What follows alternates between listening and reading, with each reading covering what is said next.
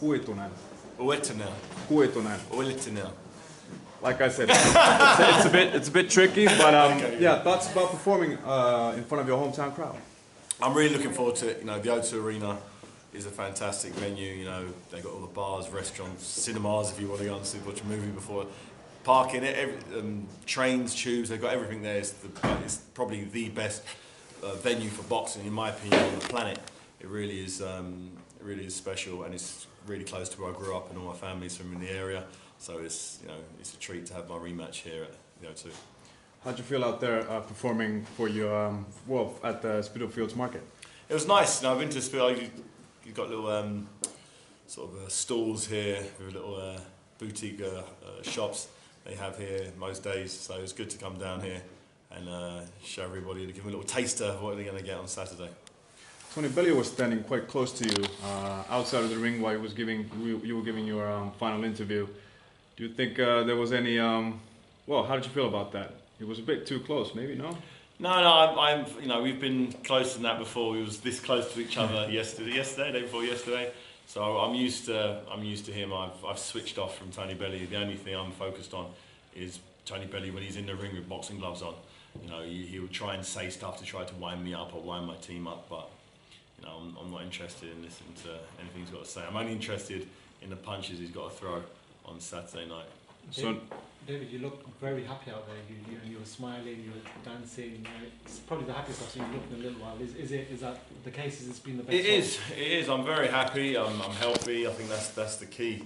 The fact that I'm here at the age of 37, doing what I love to do, doing what I've been doing since I was 10 years of age, basically living my dream. You know, and I'll get the opportunity to box a guy who's beat me over a year ago. You know, I've got a new coach, Ishmael Salas, Ruben Tabarez, I've reintroduced to the Haymaker team, and you know, I've got the very best out of myself in this camp, so I've got a lot of reasons to be happy. And I think on Saturday night, live on Sky Box Office, you guys understand exactly why I'm smiling now. David, you say you're living the dream. Could that dream come to an end? Could it be your last fight on Saturday if you don't win? If I don't win, yeah, that dream comes to an abrupt end. You know, someone shakes me out of that dream and chucks a bucket of cold water at me, and I'll be out of that dream for sure if I can't get a victory, or if I get a victory but the victory isn't in the manner in which I anticipate. If I don't conclusively beat Tony Bellew and outclass him in every department, I'd feel that was a underperformance, and I've done everything humanly possible, and there's no reasons why I can't perform at my optimum. And I'm just, as I said, I'm smiling because I know what's coming. You know, I feel so much better going into this fight than I did do the first fight. I feel in every department, it feels my body feels rock solid. I feel sharp. Timing's good. Sparring's gone great. You know, I'm in the right zone. I'm in a zone for winning. Why weren't you in the right zone for the other fight then? Did you underestimate him? And yeah, for sure. I definitely underestimated him. I overestimated myself also. So when you think when I overestimated my own ability, you know, I'd never been out of the ring. And, you know, I've had a couple of comeback fights against Cobra and Jurjai. You know, guys who, you know, on paper had impressive records. They weren't able to extend me or push me, so I hadn't really been sort of challenged in the boxing ring. You know, I hadn't been challenged in sparring either. So, you know, the first chance I got to, actually have a real fight was with Tony Bellew, and I went into that fight with the wrong mindset. Maybe I forgot. Maybe it's been so long since I've been in that competitive boxing zone that, you know, I forgot it. You can't go in there angry. You can't go in there just trying for the knockout. It doesn't work. And you know, I've never really believed in ring rust, but it's just it's a mental thing that I underestimated. But you live and learn. You know, nobody knows everything all the time, so I can only do the best I can do on the night. And you know, Saturday night it's going to be a very, very different version of myself. Likewise, I anticipate Tony Bellew be a better version. He looks a lot healthier in the face. He looks trimmer and lighter. He looks like he's put the work in, and I think he realised after the first fight, coming back against me, you know, with the armoury he brought to the first fight, it wouldn't be enough this time. You know, he was really out of breath and blowing after like 6 or 7 rounds, you know, and you know, he wasn't fighting a fully functional haymaker that night. What about your body? I mean, is there always a little thought in the back of your mind that, you know, something similar could happen to what happened in the first fight? Yeah, there's always a thought it could happen. You know, I could walk onto an almighty shot. I could anything. I could get a big cut over my. You know, anything could happen in the boxing ring. But, you know, you can control the controllables. All I can do is focus on what I do, and you know, make sure that I've made sure that, you know, my body's in one piece. There's no issues in terms of, you know, I'm not going in there worried about a particular injury that I have, you know, which is very rare for me. You know, I've always gone into the ring. There's always been some issue. You know, a lot of times people don't hear about them. Obviously, the last time people knew about it because, you know, fully snapped in the fight, and it was pretty hard to avoid. But you know, I've been documenting my whole career, and once I officially retire, I'll show you some of the situations I've had to go into fights with that nobody knows about.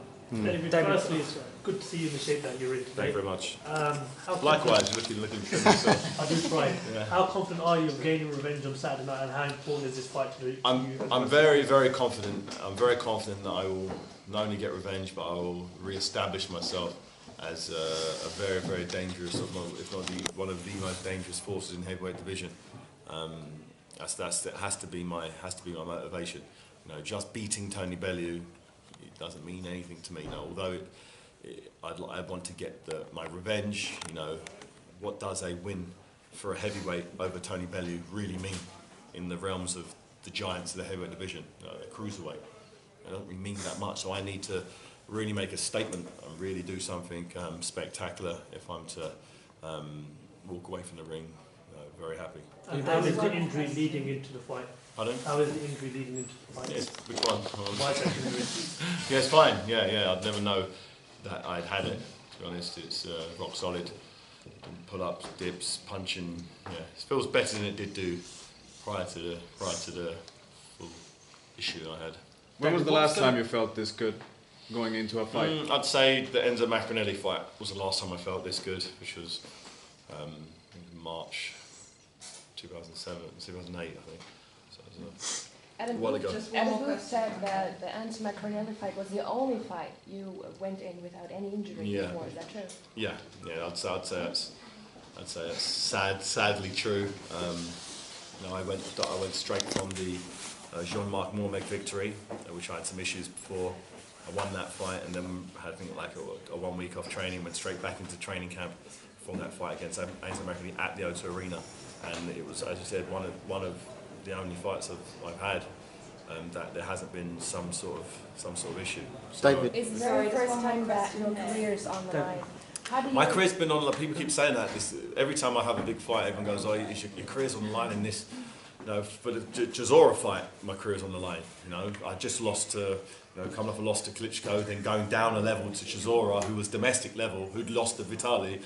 Your career's on the line. That's what I was saying. Yes, my career's on the line. Then not having a fight for 4.5 years, and then coming back against Mark Demori, your career's on the line this time, because if you can't beat Demori after 4 years out, then every fight my career's on the line, and this one is no different from the rest. But I'm fully aware that, you know, it's not only a victory I require, it's a rock solid performance. David, quickly, what's going to be the main difference between the first fight and this fight? I think the main difference is I'll be landing the punches that I'm throwing. Sounds silly to say, but last time round I threw a lot of missed punches. It's probably the most inaccurate performance I've ever had in my life, and this time around that won't be the case. I'll be landing the majority of my punches, and it'll be a lot crisper, harder and sharper, and you won't enjoy it. And second, quickly, this time round... I did say lastly. Sorry. You said lastly and fastly. Secondly and Right, slowly. time for one more. Quickly, go Just on. very, very last one. This time round you sort of Make changed... it good, make it you good. made- One. you Don't changed- ask something someone else is You asking. changed your demeanour going into this fight, and you're not as much the villain. It seems that that's kind of pissed off Tony Bellew a little bit. Is that something you've done on purpose, or... I haven't done anything to affect Tony Bellew in any way. I've completely detached myself from Tony Bellew. I'm not acting or saying or anything to affect him. Let him. Good luck to Tony Bellew. I wish him all luck in the world because he's going to need it. I can only focus on myself, and that's all I've done for this fight is train. And you know, my coach has laid out a game plan for me, and we've rehearsed it and practiced it day in and day out. And you'll see the fruits of all that hard work on Saturday night. Truly will. Thank you. Top man, thanks very much. Eric Guy Sports, I don't want to ask anything. What's going on, Eric? All right, mate. Oh, good, mate. What's been happening? How's the bodybuilding? You still? What's happening? Yeah, still training. Yeah. I've lost 3 stone. Oh, you look trim. You look trim. Yeah, That's it. yeah. Been training hard, so I've got diabetes, so It's that fucking sugar, innit? Stop eating sugar. What man. patients to give me. Yeah. Stop eating sugar, mate. So let me. So I'm with David Haye. You can see me now. There's David Haye now. The Haymaker, Eric Guy. He's got all them videos. Still ain't giving them fucking videos that you owe me. Look, I sent that money some years ago, and he still ain't sent them to me. You spent money. You send me your money. Yeah, check to the post. Check your bank account. All right, David. How old was you the first time I filmed you? I remember some guy filming through the window when I was getting changed when I was about 4 years old. I'm sure that was me. That was me. Yeah. Yeah, that was good old days. Oh, yeah. No, about 11. You was about 11 when you started. 11 years old. Don't know why you was wearing your pants only when you was filming. PVC. Yeah, but PVC. I don't want to do anything. No, don't start all that. And Lennox had a moan at me yesterday. He said I started the gay rumours. Seriously, you got a Twitter account. I'm hanging my. I said, what's it about this gay thing you put on Twitter? He went, I ain't written it. I went, what's your Twitter account? He went, someone hacked it. Yeah, someone done it. Yeah. He went, apparently you started the rumours. I went, where'd you get that from? He said, no, it's Eric Guy. He started the rumours. I'm gay. I went, yeah, right. You would know though if he was. I'm not, but his boyfriend's a bit funny. Cheers, Dave. Thank you.